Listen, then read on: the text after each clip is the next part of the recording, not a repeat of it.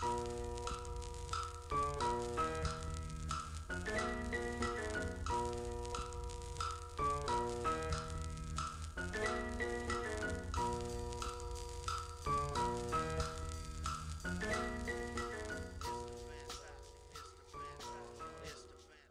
Quadrature du Net est une organisation qui, je vais utiliser un vilain mot, qui fait du lobbying, donc qui se situe plus dans l'action non gouvernementale, l'action de l'influence, de la dissémination de l'information.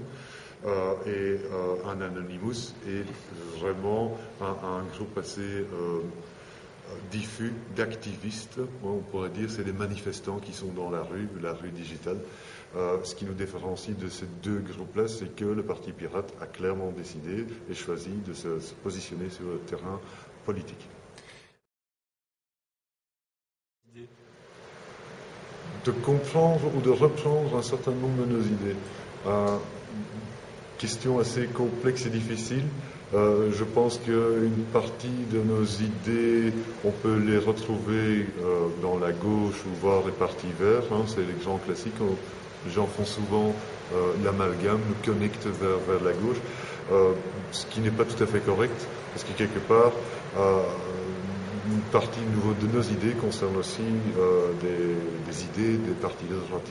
Nous ne sommes pas contraires à une notion d'entreprise, voire une notion de profit. Loin d'eux, il faut que l'entreprise existe. Un certain nombre de nos membres sont clairement des personnes qui sont teintées bleues, voire plus libérales, des entrepreneurs, des choses comme ça. Mais nous posons des questions autour de ça. Inversement, vis-à-vis des idées de gauche aussi, nous ne voulons pas effacer l'aspect humain, le social, des idées de redistribution, etc. Mais quelque part, nous ne pouvons pas non plus adhérer à 100% à des visions. Si je pousse vraiment à l'extrême la doctrine marxiste, je pense qu'il y a très peu de marxistes autour de nous. Donc voilà. On est dans une société de l'information, on nous raconte ça depuis les années 90, donc tout le monde a bien intégré ça aujourd'hui. Ce qu'il y a d'intéressant par rapport à l'évolution sociétale de l'ère numérique, de la société de l'information, de la communication, c'est qu'on voit clairement aujourd'hui qu'au-delà de ces grandes idéologies, de ces grandes doctrines, une société humaine est surtout une société de tribus, de clans, de groupes, et que c'est les idées qui vivent à l'intérieur de ces noyaux-là qui importent et qui vont faire qu'on n'adhère pas. C'est une dynamique extrêmement fluide, mouvante, c'est un réseau, le réseau humain, le réseau technologique, et c'est là que se situe l'enjeu aujourd'hui. Encore dire donc gauche-droite, ça n'a plus de sens. Un jour on est de gauche, un jour on est de droite, c'est ce fameux droit à l'inventaire finalement. Donc on se sert un peu à gauche, à droite, selon nos humeurs, nos goûts, nos envies, nos orientations, et on remet tout ça ensemble pour en faire quelque chose. Ce qui était important pour nous, c'est de le faire ensemble, sans que ni l'un ni l'autre perdent là-dedans. Voilà, c'est ça une société. Oui, on dit téléchargement illégal, et on pourrait peut-être dire alors exploitation légale. Je veux dire, c'est pas normal qu'un artiste touche que quelques pourcents sur le prix de vente de n'importe quel support dans les magasins. Je veux dire, un CD 20 €, un groupe ils sont à 5, ils reçoivent 2 € là-dessus, ça fait 2 € divisé par 5. C'est pas normal. C'est l'auteur, l'artiste, le créateur qui doit pouvoir vivre de ses biens, et pas des gens qui à un certain moment, c'est historique, à cause de certaines situations, sont mis au milieu ou qui sont dit on va jouer la banque et on va faire des prêts pour lancer des gens à 90% d'intérêt. C'est pas acceptable.